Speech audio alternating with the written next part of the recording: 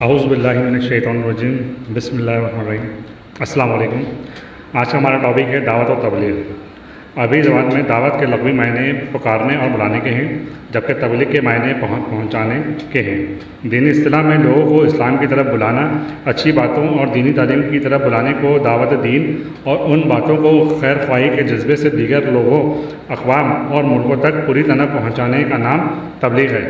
ارشاد باری تعالیٰ ہے، جس کا ترجمہ ہے، اور اس شخص سے بڑھ کر بات کا اچھا کون ہو سکتا ہے جو اللہ کی طرف بلائے اور عمل نیک کرے۔ دعوت و تبلیغ کے بنیادی مقاصد میں سے یہ ہے کہ لوگوں تک اللہ کا پیغام پہنچانا ہے۔ اللہ تبارک و تعالیٰ کو ایک اعلیٰ اور رب مانا جائے۔ اللہ کی ذات، صفات اور اختیارات و حقوق میں کسی کو شریک نہ کیا جائے۔ اسلام کو دین حق سمجھ کر اللہ کے سامنے اپنے آپ کو اس کے ہاں جواب دہ سمجھے۔ اللہ کے پیغمبروں پر پورا ایمان لا کر ان کی پیروی اور اتباع کی جائے۔ آپ اکرم صلی اللہ علیہ وسلم کو آخری نبی جان کر ان کی سیرت پر عمل کرتے ہوئے نیکی کو فروغ دینے پر آمادہ کیا جائے اور برائیوں کو ختم کرنے کی ترغیب دی جائے۔ حضور اکرم صلی اللہ علیہ وسلم کی مکی زندگی میں دعوت تبلیغ کے 3 مرحلے ہیں۔ پہلا مرحلہ یہ تھا کہ بعثت کے وقت سے 3 برس تک کا عرصہ ہے جو حضور اکرم صلی اللہ علیہ وسلم نے بڑی خاموشی اور رازداری کے ساتھ توحید کی تبلیغ میں گزار دیا۔ اس خاموش اور حکیمانہ طرز دعوت و تبلیغ کا نتیجہ یہ نکلا، سب سے پہلے مردوں میں حضرت ابوبکر صدیق رضی اللہ تعالیٰ عنہ، عورتوں میں حضرت خدیجہ رضی اللہ تعالیٰ عنہ، غلاموں میں زید بن حارثہ رضی اللہ تعالیٰ عنہ اور بچوں میں حضرت علی رضی اللہ تعالیٰ عنہ مشرف اسلام ہوئے۔ اس وقت حضور اکرم صلی اللہ علیہ وسلم نے دعوت و تبلیغ کے کام کو مخفی رکھا۔ یہی وقت اور حالات کا تقاضا بھی تھا، چنانچہ ابتدا میں اہل خانہ اور قابل بھروسہ دوستوں پر محنت کی گئی۔ آہستہ آہستہ لوگ اسلام میں داخل ہوتے گئے اور تھوڑے ہی عرصے میں مسلمانوں کی ایک چھوٹی سی جماعت بن گئی۔ دار ارقم، حضرت ارقم کا گھر جو صفا پہاڑی پر واقع تھا، ان کے اجتماع کا مرکز بن گیا، جہاں پر وہ قرآن کریم کی تعلیم سیکھتے اور نمازیں ادا کرتے تھے۔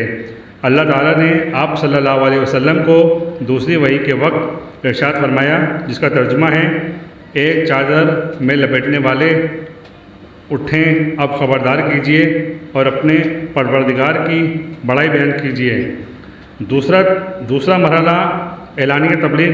3 برس تک حضور اکرم صلی اللہ علیہ وسلم مخفی طور پر دعوت و تبلیغ کا کام کرتے رہے۔ اس کے بعد آپ صلی اللہ علیہ وسلم کی تبلیغی مساعی کا دوسرا مرحلہ اس وقت شروع ہوا جب آپ کریم صلی اللہ علیہ وسلم کو یہ حکم دیا گیا، جس کا ترجمہ ہے، اور اپنے قریبی رشتہ داروں کو خبردار کیجیے۔ اس حکم ملنے کے چند روز بعد حضور اقدس صلی اللہ علیہ وسلم نے خاندان عبدالمطلب کو دعوت پر مدعو کیا، جس میں ان کے چیدہ اور برگزیدہ ارکان بھی شامل تھے، اور آپ کے چچا عبدالعزیٰ، ابو لہب اور دیگر 40 کے قریب لوگ شامل تھے۔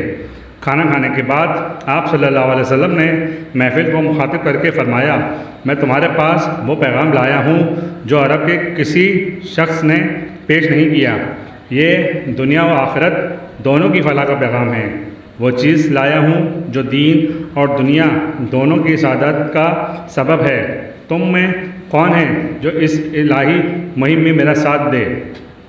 حضور اقدس صلی اللہ علیہ وسلم کے بیان کے بعد پوری محفل میں سناٹا چھا گیا، اور خاندان کے تمام افراد میں سے صرف 9 عمر حضرت علی مرتضیٰ رضی اللہ تعالیٰ عنہ کھڑے ہوئے اور عرض کی، میں آپ صلی اللہ علیہ وسلم کا ساتھ دوں گا، اگرچہ میں سب سے چھوٹا اور کمزور ہوں، لیکن اس کے باوجود آپ صلی اللہ علیہ وسلم کا ساتھ دوں گا۔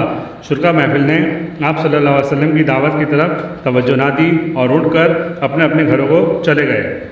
کوہ صفا پر عزیز و اقارب اور اہل مکہ تک اللہ تعالیٰ کے پیغام پہنچانے کے بعد اللہ ذوالجلال نے حضور اقدس صلی اللہ علیہ وسلم کو قدر وسیع پیمانے پر اس پیغام کو پھیلانے کا حکم فرمایا کہ قوم کو دعوت دیں، قرآن کریم میں ہے، جس کا ترجمہ ہے ہم نے آپ کی طرف قرآن عربی وحی کے ذریعے بھیجا ہے تاکہ آپ اہل مکہ اور گرد و نواح کے لوگوں کو خبردار کریں۔ چنانچہ حضور اقدس صلی اللہ علیہ وسلم نے صفا پہاڑی پر کھڑے ہو کر اہل قریش کو قبیلوں کے نام لے کر پکارا۔ قریش جمع ہو گئے، بعض نے اپنے نمائندے بھیجے۔ اس کے بعد آپ نے اعلان فرمایا، یاد رکھو میں تمہیں اس سے بڑھ کر حق بات کہتا ہوں اور اللہ کے عذاب سے ڈراتا ہوں۔ کہو اللہ تعالیٰ کے سوا کوئی عبادت کے لائق نہیں، تم کامیاب ہو جاؤ گے۔ یہ سن کر سب سے پہلے آپ کے چچا ابو لہب کہنے لگا، تم ہلاک ہو جاؤ، نعوذ باللہ، کیا تم نے ہمیں اس لیے جمع کیا ہے؟ اس طرح یہ مجمع منتشر ہو گیا۔ اگلے مرحلے میں اللہ تعالیٰ نے اس پیغام کو پوری نوع انسانی یعنی بین الاقوامی درجہ دیتے ہوئے فرمایا، وما ارسلناک الا کافۃ للناس بشیرا ونذیرا، ترجمہ ہے جس کا، اور ہم نے آپ کو تمام انسانوں کے لیے خوشخبری دینے والا اور خبردار کرنے والا بنا کر بھیجا ہے۔ چنانچہ حضور صلی اللہ علیہ وسلم اپنی دعوتی مہم کو آگے بڑھاتے ہوئے عرب کے موسمی بازاروں، اکانہ، مجنہ اور ذوالمجاز جہاں لوگ کثرت سے جمع ہوتے تھے میں بھی جا کر آپ صلی اللہ علیہ وسلم انہیں اسلام کا پیغام پہنچایا۔ اسلام کی تبلیغ کے لیے طائف بھی گئے اور وہاں تقریباً 10 دنوں تک لوگوں کو اللہ کی طرف بلانے میں مصروف رہے۔ اللہ تعالیٰ نے قرآن کریم میں جس طرح اسلام کی دعوت و تبلیغ کا حکم فرمایا ہے، اس طرح اس کے اصول و ضوابط بھی بتائے ہیں۔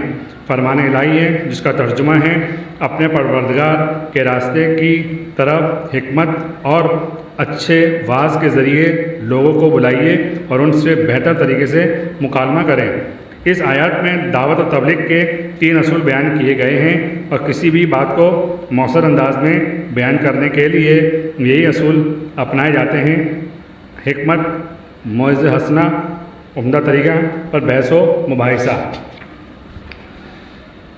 مخاطب کی سطح کے مطابق گفتگو کی جائے، اس کے اندر بات سننے کی آمادگی پیدا کی جائے، دانائی سے مخاطبین کی ذہنی صلاحیت کو سمجھ کر حالات اور موقع محل کے مطابق علمی اور عقلی استدلال کے ساتھ دعوت تبلیغ کی جائے۔ بات کو اچھے انداز میں بیان کرنے کا اثر ضرور ہوتا ہے، چنانچہ پراثر گفتگو سے مخاطب کے سامنے اچھائی اور برائی کو ظاہر کر کے نصیحت والے انداز میں بات کرنا کہ کسی کی دل آزاری نہ ہو اور عمدہ طریقے سے گفتگو کر کے ان کے حق کے لیے پرقائل کرنا موعظہ حسنہ ہے۔ اپنی بات کہنے کے لیے اگر مباحثہ یا مکالمہ کی صورت پیش آئے تو پردلائل گفتگو کرے اور مخالف کے موقف کو غلط ثابت کرنے کے لیے بہتر اور اچھی اور شائستہ زبان بھی گفتگو اختیار کرنا، جس میں افہام و تفہیم ہو، غصہ، جوش اور چیخ کر بات کرنے سے گریز کرنا۔ دعوت تبلیغ کرنے والے کے لیے یہ بھی ضروری ہے کہ جس بات کی وہ دوسروں کو تبلیغ کرتا ہے اس پر وہ خود بھی عامل ہو۔ قرآن میں ارشاد باری تعالیٰ ہے جس کا ترجمہ ہے، اور اس شخص سے بڑھ کر بات کا اچھا کون ہو سکتا ہے جو اللہ کی طرف بلائے اور عمل نہ کرے۔ ابتدا میں انصار مدینہ میں سے ایک شخص سوید بن صامت جو شجاعت و شاعری میں نامور تھا، حج کے زمانے میں مکہ مکرمہ آیا اور حضور صلی اللہ علیہ وسلم کی زبان مبارک سے قرآن شریف کی چند آیات سن کر اسلام کی حقانیت کا قائل ہو گیا۔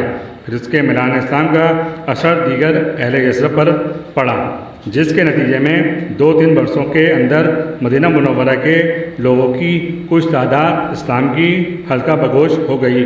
اس کے بعد مکہ مکرمہ سے مدینہ منورہ کی طرف مسلمانوں کی ہجرت کا سلسلہ شروع ہو گیا اور مسلمان مدینہ منورہ جا کر طاقتور ہونا شروع ہو گئے۔ حضور صلی اللہ علیہ وسلم بھی ہجرت کر کے مدینہ منورہ تشریف لے آئے۔ یہاں آتے ہی ایک مسجد کی بنیاد ڈالی اور آپ صلی اللہ علیہ وسلم نے مدینہ منورہ اور اس کے گرد و نواح کے قبائل کے ساتھ معاہدات کیے۔ غزوہ بدر، غزوہ احد، غزوہ خندق اور صلح حدیبیہ کے بعد حضور صلی اللہ علیہ وسلم نے بادشاہوں کو تبلیغ خطوط لکھے۔ خیبر کی فتح ہوئی، حق کی فتح اور باطل کی شکست ہوئی، یعنی مکہ مکرمہ میں فتح ہوا۔